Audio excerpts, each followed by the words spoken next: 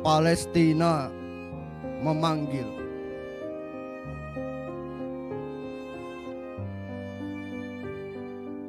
Dengarkanlah kisah ini tentang sebuah tanah suci yang pernah dipijak langkah Nabi.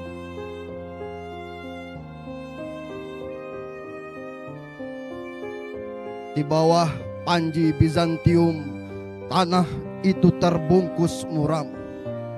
Gereja-gereja menjulang, namun jiwa-jiwa lapar dan dahaga. Pajak menjerat petani, tentara menguasai jalanan, pasar berisik dengan tagihan upeti. Sementara rakyat kecil meratap pada langit yang jauh.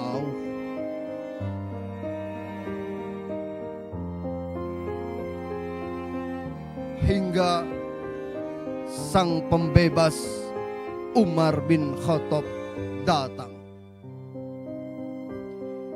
Ia telah menundukkan kota dengan janji keamanan. Tanah itu masuk ke dalam pangkuan Islam dan rakyat merasa memiliki rumah di mana masjid dan pasar bisa bernafas dengan damai. Angka-angka kalender bertanggalan. Hari berganti pekan, berganti bulan, berganti tahun. Peristiwa demi peristiwa menjelma, sejarah yang diceritakan turun-temurun.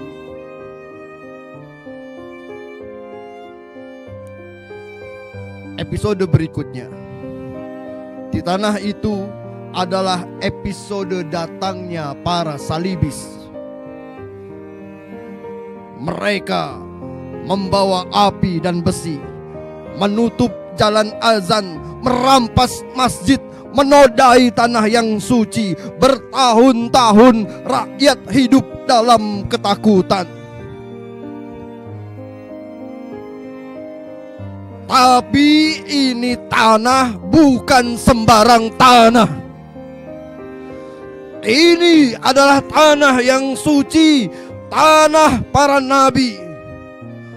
Berikutnya kembali sang pembebas datang, namanya Salahuddin.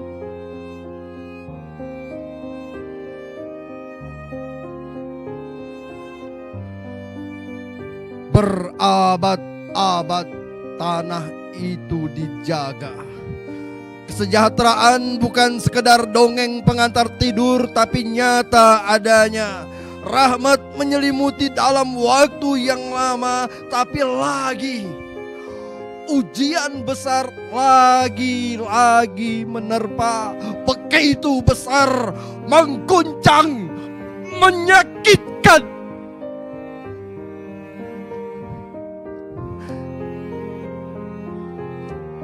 Khilafah hancur. Khalifah sang pelindung diusir. Panji-panji berserakan. Palestina ditinggal sendirian.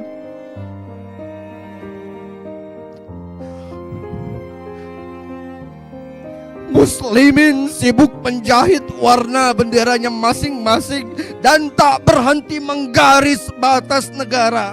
Pada episode inilah Yahudi masuk, menusukkan duri demi duri ke tubuhnya.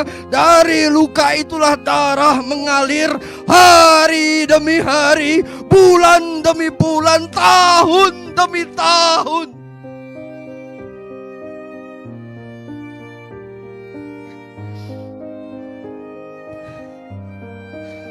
Hari ini di Gaza, bayi-bayi lahir dalam terowongan sempit. Di atas kepala mereka dentuman roket menyala seperti gonggongan anjing neraka. Seorang ibu menggigil bukan karena musim dingin, tapi karena darah anaknya telah kering di pangkuannya.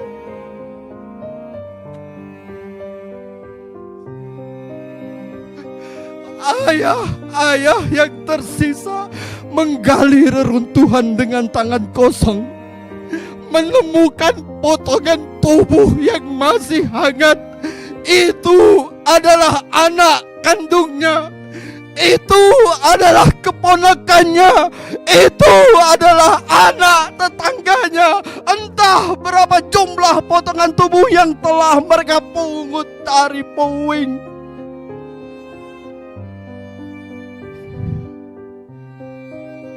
Gaza adalah kota yang setiap pagi bangun dengan reruntuhan di ambang pintu. Anak-anaknya belajar berhitung bukan dari papan tulis, tapi dari jumlah sirene dan dentum bom. Di udara, bau mesiu bercampur dengan bau roti yang tak sempat masak. Orang-orang di sana tahu bahwa setiap hari bisa menjadi hari terakhir. Tapi mereka tetap menyalakan lampu, menyalakan doa, menyalakan harapan. Meski listrik hanya hadir sebentar, meski air hanya menetes sebaris. Di Gaza, hidup adalah cara lain menyebut ketabahan, dan derita adalah nama lain dari kesetiaan. Kesetiaan pada tanah, pada rumah yang hanya tinggal bayangan, pada Palestina yang tak pernah mereka tinggalkan. Hari ini orang-orang memperingati hari lahirnya seorang nabi. Di berbagai penjuru bumi ada yang menari, ada yang berzanzi, ada yang terpekur dalam zikir malam yang sunyi, ada yang melantunkan solawat tak henti-henti. Di sekolah-sekolah, di masjid-masjid, di tempat-tempat dengan jumlah muslimin yang begitu banyak, mereka memperingati Maulid Nabi dengan megah, membahas sudahkah kita mencintai Nabi.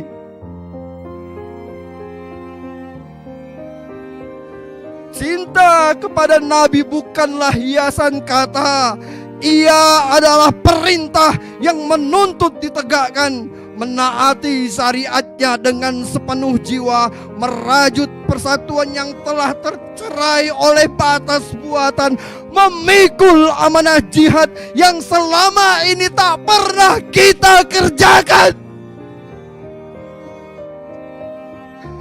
Cinta kepada Nabi adalah mengingat bahwa cinta itu hanya sah bila sampai pada pembebasan Masjidil Aqsa, di mana nama beliau selalu disebut dengan air mata dan darah yang tertumpah.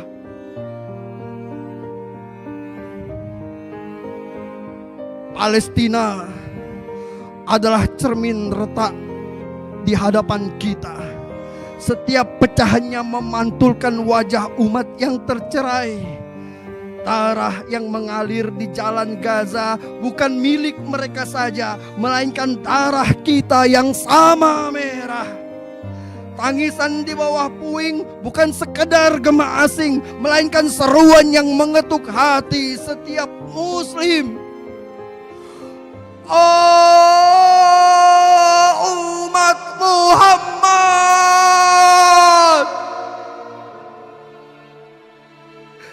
sampai kapan engkau diam? Bangkitlah, satukan langkahmu, karena persatuanmu adalah doa yang menjelma menjadi tentara, adalah cinta kepada Nabi yang menolak kalah oleh zaman.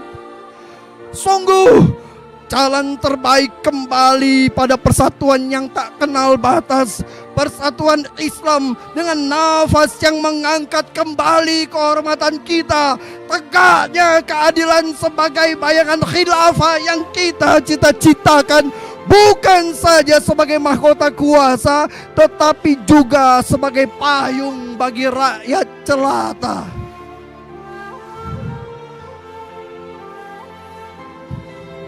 Bangkitlah saudaraku, dari bumi yang merah, dari kota-kota yang sunyi, dari kem-kem pengungsi.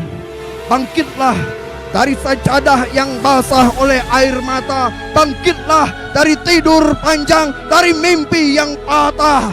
Kita telah mendengar seruan itu di masjid-masjid yang berdebu, di jalanan yang berlubang, di setiap darah yang tumpah, di setiap azan yang parau. Palestina memanggil, memanggil, memanggil.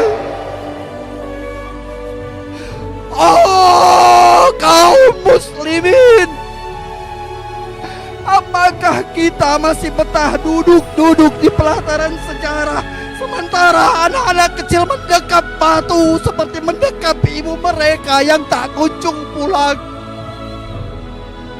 Oh, kaum muslimin, di mana tangan-tangan yang dulu mengangkat panji?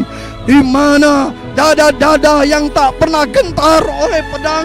Di mana lidah-lidah yang mengembangkan takbir ke langit terbuka? Bangkitlah, jadilah sungai yang menerjang batu, jadilah bendera yang robek tapi berkibar, jadilah suara yang menembus pagar-pagar baja. Hari ini kita adalah satu tubuh. Jika satu luka, seluruh tubuh pun berdarah. Jika satu menangis, seluruh jiwa pun merintih. Kita bukan sekedar nama dalam paspor yang terbelenggu dengan batas negara. Kita adalah umat yang satu. Kita adalah umat yang satu, yang menuju satu tujuan.